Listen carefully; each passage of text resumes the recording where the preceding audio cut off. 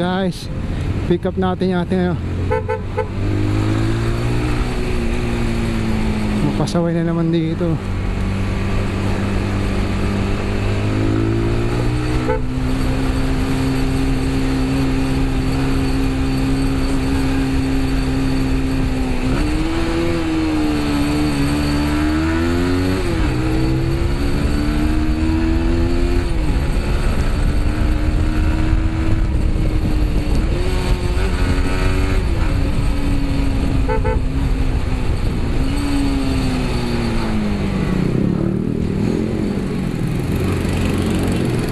Kamote oh.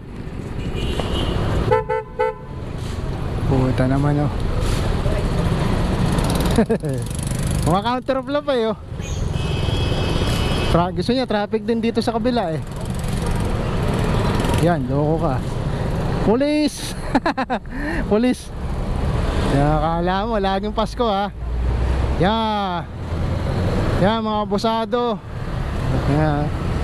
Pasaway kasi ito eh. Wala brother. Pasaway kasi.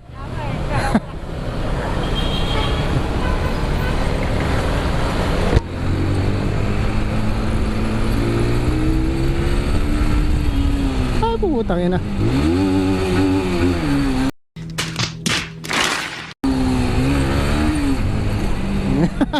Mababangga pa yung bike.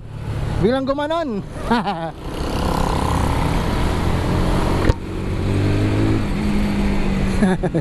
Ay nako, sis kabam. Napagtripan siya ng pulis. May pasaway kasi siya eh. Hindi lahat ng oras kailangan ka maging pasaway. Parang SWAT pa ata yun. Hindi ko SWAT ba yun? Mayroon din minsan maging pasaway. Ako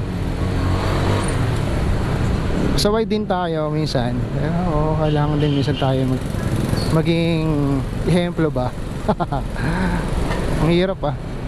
Naayos ko na yung preno ko. Binalik ko ng ano. Okay sana yung bagong preno. Yung problema lang yung ano eh, hindi ko feel yung preno. Masyadong ano, malambot. Parang nanibago ako. But sa malambot eh ano, tawag dito, malayo yung gap nya. Hindi ko ma-adjust eh. Yun ang naging problema ni kuya. Etong pulis siyempre hindi na pinalagpas. Kasi ano na nga naman, masikip na yung kalsada eh. O sana kung two-way na ewan eh.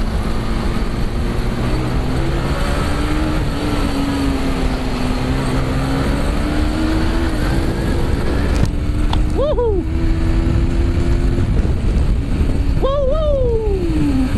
Daming pasaway sa kalsada ngayon. Ataw lang tayo pero hindi ako pasaway. Lambot ng preno ko. Pero all in all, ano ka naman yung preno, yung gap nya. Ano yung pero parang magano eh. Bakit ito nasa likod? Madali.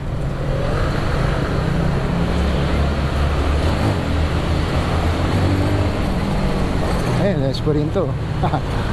Good sir.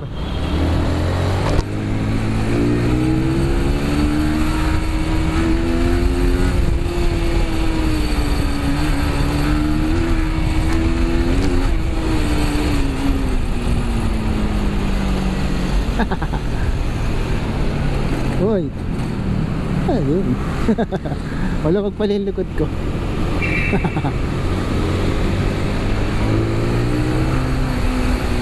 Wag yun. Okay na.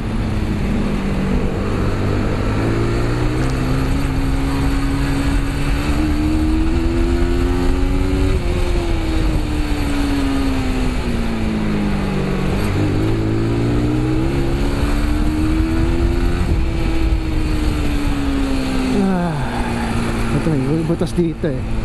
Chill lang tayo. Woo! Ganda din talaga ng bago yun, no? Carbon cleaner charot. Naglagay ako. Okay siya.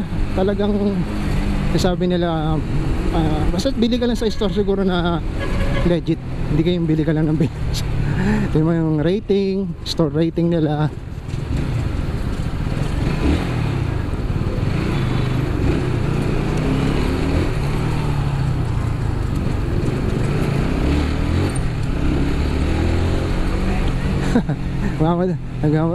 Nag-aalala na si Al eh.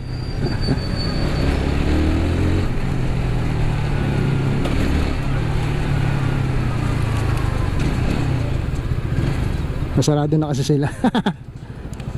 Madiin yung preno niya pero okay siya.